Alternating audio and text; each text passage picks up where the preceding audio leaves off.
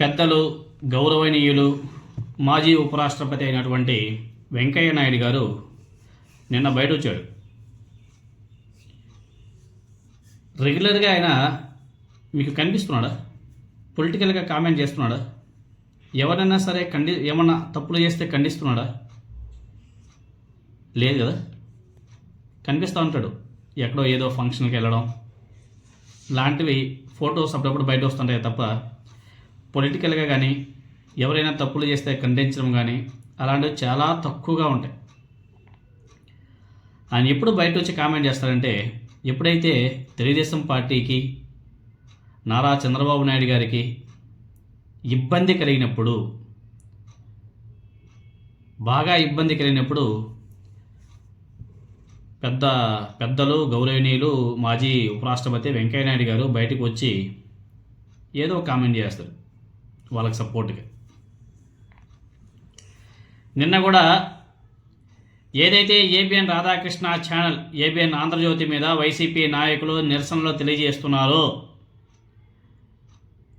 దాడులు కాదు నిరసనలకు దాడులకు చాలా డిఫరెన్స్ ఉంటుంది. దాడులు అంటే ఎలా ఉంటాయో తెలుసు కదా. అంబటి రాంబాబు గారి మీద తెలుగుదేశం పార్టీ నాయకుల దాడి, జోగి రమేష్ గారి ఇంటి మీద తెలుగుదేశం పార్టీ నాయకుల దాడి, గతంలో సాక్షి కార్యాలయాన్ని తగలబెట్టినటువంటి తెలుగుదేశం పార్టీ నాయకులు దాన్ని దాడి అంటారు. గతంలో డెక్కన్ క్రానికల్ ఆఫీస్ని తగలబెట్టినటువంటి ఆ వ్యవహారాన్ని దాడి అంటారు. ఏ విధంగా తెలుగుదేశం పార్టీ నాయకులు డెక్కన్ క్రానికల్ మీద దాడి చేశారో మనం చూసాం. వాటిని దాడి అంటారు. గత 2 రోజుల్లో వైసీపీ ఏబిఎన్ ఆఫీసుల ముందు చేసింది మాత్రం ఓన్లీ నిరసనలు మాత్రమే, దాడులు కాదు. దాడులు చేయాలనుకుంటే అది ఇంకొక లెవెల్లో ఉండేది. వాళ్ళు చేయలే. ఎందుకంటే వాళ్ళు ప్రజాస్వామ్యబద్ధంగా నిరసనలు తెలియజేయాలనేసి అనుకున్నారు తప్ప వాళ్ళ ఉద్దేశం ఇంకొకటి లేదు. అయినా కానీ ఒక మీడియా సంస్థ తప్పుడు మాటలు మాట్లాడినప్పుడు నిరసనలు తెలియజేయడం వాళ్ళ ఇష్టం. ఆ పార్టీ మీద నిందలు మోపారు, ఆ పార్టీ నాయకులు వెళ్ళి నిరసనలు తెలియజేశారు. దానికి తప్పేముంది? వాళ్ళు ఏమైనా దాడులు చేశారా? లేదు కదా. మరి పదే దాడి అనడం వెనుక మతలబ్ ఏంటి? అంటే వైసీపీని అలా వీళ్ళంతే అన్న విధంగా చూపించే కోణమా? అయినా కానీ ఏబిఎన్ ఆఫీసుల ముందు వైసీపీ నాయకులు వెళ్ళి ధర్నాలు, అదేవిధంగా నిరసనలు తెలియజేస్తే కూటమి ప్రభుత్వానికి సంబంధించిన పోలీసులు వచ్చి లాఠీ చార్జ్ చేయడం వెనుక మతలబ్ ఏంటో మనకైతే అర్థం కావడం.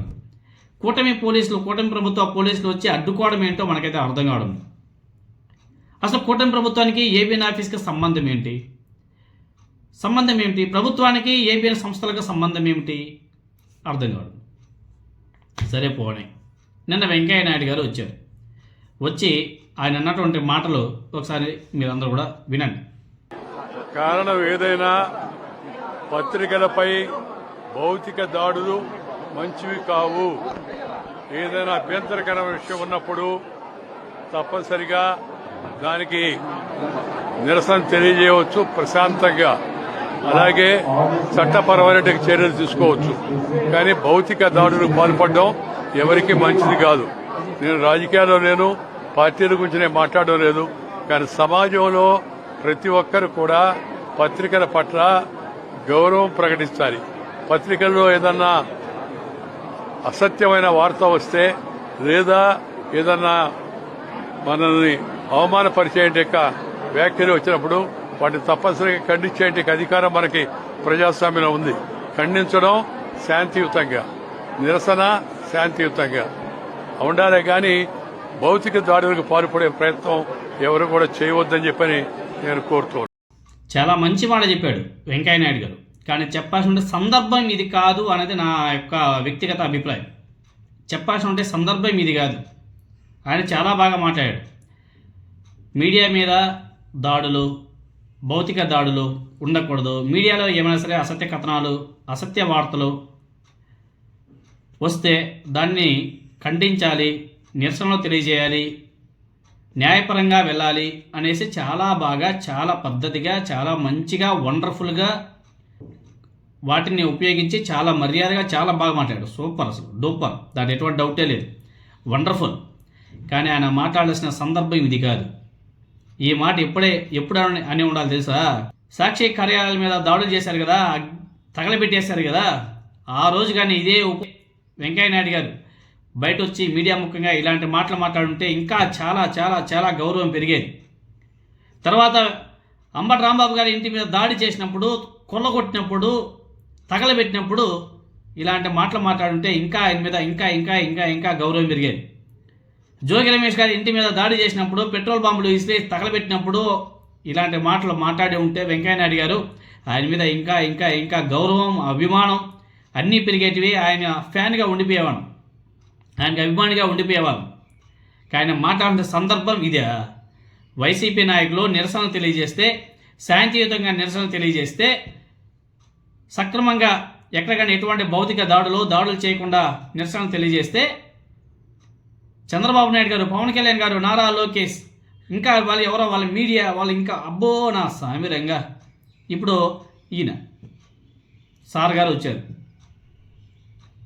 ఆనాడు లేవలేని నోర్లంతా కూడా ఇప్పుడు ఎందుకు నోర్లు లేస్తున్నాయో మనకైతే అర్థం కావడం. ఆనాడు వీళ్ళు ఎవరైనా ఒక్కరంటే ఒక్కరు, ఏ తెలుగుదేశం పార్టీ నాయకుడైనా, ఏ వెంకయ్య నాయుడు గారైనా, ఏ జయప్రకాష్ నారాయణ అయినా, ఏ పవన్ కళ్యాణ్, ఏ నారా లోకేష్, ఏ చంద్రబాబు నాయుడు గారు ఈ విధంగా బయటకు వచ్చి ఖండించారా? నిరసన తెలియజేస్తేనే వీళ్ళు ఖండిస్తున్నారంటే ఆనాడు భౌతిక దాడులు చేసి తగలబెట్టేస్తే ఒక్కడంటే ఒక్కడు వచ్చి ప్రశ్నించలేదు కదా. ఏం ప్రజాస్వామ్యం అండి? ఇదేం ప్రజాస్వామ్యం? ఆనాడు లేవలేని నోర్లు ఈరోజు ఎందుకు లేస్తున్నాయి? మన వాడికి ఇబ్బంది కలిగితే మాత్రం అందరూ కూడా బయటకు వచ్చి మాట్లాడతారు. వేరే వాళ్ళకి అదే ఇబ్బంది ఎక్కువ రేట్లో జరిగితే కూడా ఎవడు కూడా వచ్చి మాట్లాడరు. ఎంత స్వార్థమైనటువంటి రాజకీయాలు ఆంధ్రప్రదేశ్లో నడుస్తున్నాయో ప్రజలందరూ కూడా ఆలోచన చేయవలసిన అవసరం కూడా ఉంది. స్వార్థ రాజకీయాలు, స్వలాభం, ఇవి తప్ప ఇంకేమి కనిపించట్లే. వీటన్నిటిని కూడా మార్చాల్సిన అవసరం ప్రజల మీద ఉంది. ప్రజలు తీసుకునే నిర్ణయాల మీద ఆధారపడి ఉంది. ప్రజలు అనేవాళ్ళు ఆలోచన చేయవలసిన అవసరం కూడా ఉంది. ఆలోచన చేయాలా? ఎవరు తప్పులు చేస్తున్నారు, ఆ తప్పులు ఎవరు ఖండిస్తున్నారు అనేది ఒకసారి ప్రజలందరూ కూడా ఆలోచన చేయాలి. గతంలో పవన్ కళ్యాణ్ గారు నా తల్లిని తిట్టారు, మా ఫ్యామిలీని లాగారు, ఖబర్దార్ రాధాకృష్ణ, ఖబర్దార్, బట్టలు ఇప్పిస్తారా, బట్టలు విప్పి కొడతారా అని చెప్పేసి ఆయన కొడుకుని ఏ విధంగా తిట్టారు పవన్ కళ్యాణ్. ఇప్పుడు అదే ఏబిఎన్ రాధాకృష్ణ తనకు సపోర్ట్ చేస్తున్నాడని చెప్పేసి ఈయన తనకు సపోర్ట్ చేస్తూ ట్వీట్లు చేస్తాడా? ఏం రాజకీయం అండి ఇది? దీన్ని అంటారు స్వప్రయోజనాలు, స్వార్థ రాజకీయాల కోసం, రాజకీయంగా ఎదగడం కోసం మీడియాని అడ్డు పెట్టుకొని ఏ విధంగా వీళ్ళు పనిచేస్తున్నారు అన్నదే దీన్ని బట్టే మనకు అర్థమైపోతుంది.